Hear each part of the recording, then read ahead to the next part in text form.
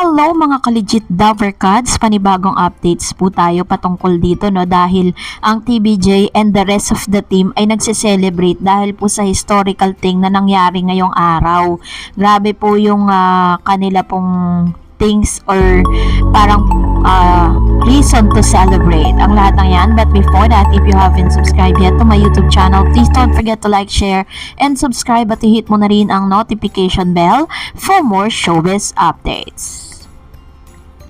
Yes, of course, bago tayo magsimula sa ating mga updates, nais ko pong batiin at pasalamatan ang lahat ng mga legit Dovercads na araw-araw pong nanonood at sumusubaybay sa lahat ng ating mga updates. Thank you so much. And katulad nga ng intro po natin kanina lang, sinabi natin na this is gonna be the time and season to celebrate.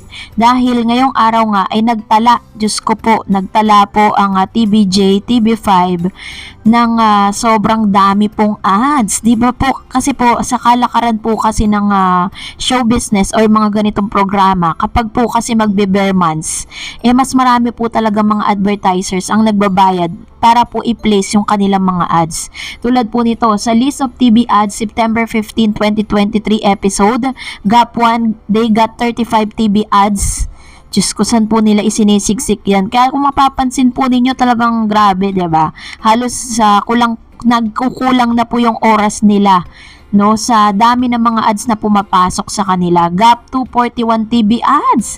Kung kanina 35 plus 41, so 100 plus na naman po sila ngayon. 41 TV ads sa Gap 2. Yung unang Gap kasi yung nag-commercial tapos kay Sugod Bahay mga kapatid segment, 41 ads po yun bago sa kanya, na talagang sabi nga ng ilan sa mga viewers po natin, kasi yung iba nanonood po sa free TV at the same time nanonood din po sa social media, at ang libangan po nila is bilangin kung ilan po yung mga pumapasok na advertisement, which means doon pa lang po makikita mo na yung 100% support ng mga legit Dovercads.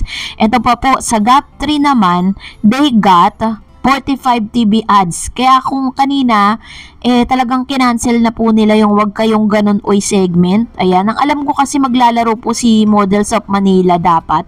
Dahil vlogger po yun ng TVJ Defenders din po siya.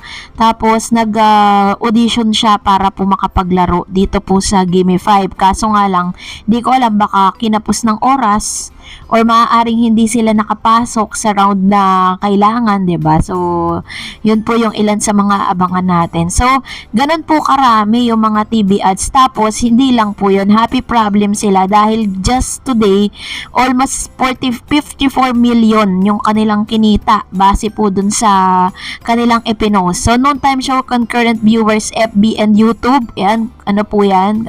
Parang combination. September 15, 2023, Friday, 1 p.m. EAT Gimme 5 is 13,000 plus 39,000 plus 81 is equal to 133k concurrent viewers sa social media.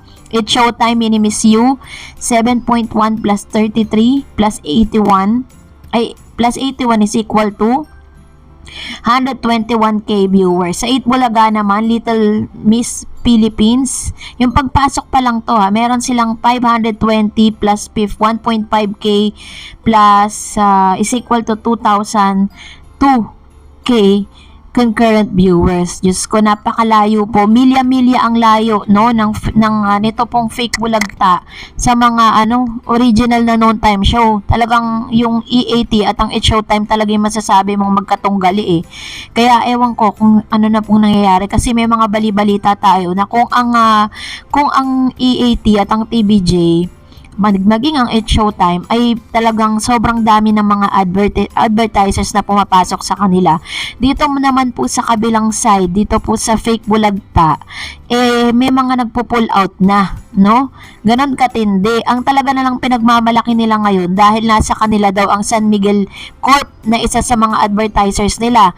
Hindi naman alam ng mga bashers. May mga bashers kasi tayong nakikita dyan sa comment section. Hindi nila alam na ang halos siblings po, halos family ay may share sa sa San Miguel. Syempre, para po talagang 100% makuha po nila yung kanilang, syempre, ang mas papaboran ng San Miguel Corp, yung pong yung shareholder, no? Ganun po kayaman yung mga yan. And bukas po, syempre, may aabangan tayo. Dahil yung pamilya po ni Ellen sa Gimme 5, pinakilala niya na si Lola Belen, si Daddy Ethan or si Papa Ethan, and then si Mommy Josie. Ayun. So, ngayon, ipapakilala naman niya bukas. Sabi niya, ipapakilala niya daw yung kanyang sister and yung kanyang yaya. Yun yung kanyang ipinapangako na inaabangan lalo na po ni Master Henyo Joey De Leon. Inaabangan niya talaga yung Gimme 5. At aliw na aliw siya makausap itong si Ellen dahil maraming ang pasabog, ano.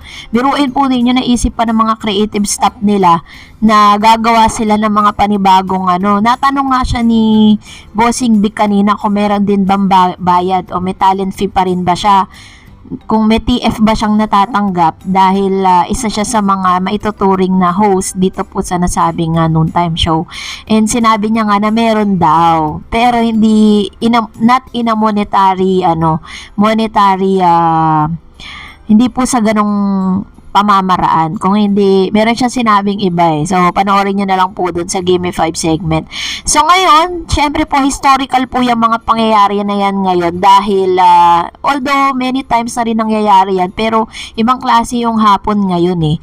So, dahil dyan, magre-react tayo sa ilan sa mga komento po ninyo patungkol sa last update natin. Unahin natin si Miss Jude 1884. Tanong po, bakit hindi gamitin ng TVJ ang title ng Eat Bulaga sa kanilang show?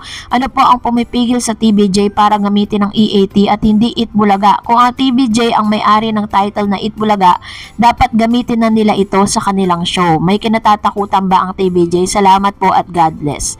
Ilang beses ko na nakikita tong comment section na to, paulit-ulit ko na rin sinasagot. Sabi ko po, kaya hindi po nila ginagamit kahit meron po silang karapatan dahil ginagalang po nila yung laws, no? Kailangan po nasa legal lahat. Ang hirap naman po na gagamitin nila yon kahit sila po talaga yung tunay na may-ari at sila ang identified as Eat Bulaga nang hindi po siya legal, no? So dapat po legal lahat. Sa amin ni Mon Bore, congrats sa TBJ EAT, solid #legit Davercards ako.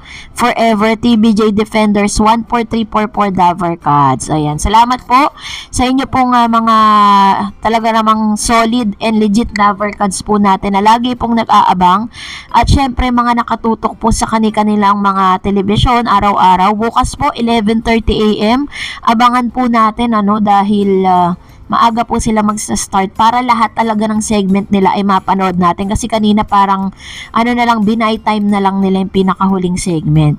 So salamat po sa inyong panonood. Please don't forget to like, share, and subscribe, and please follow me on my Facebook page, Dar Eds TV. God bless everyone!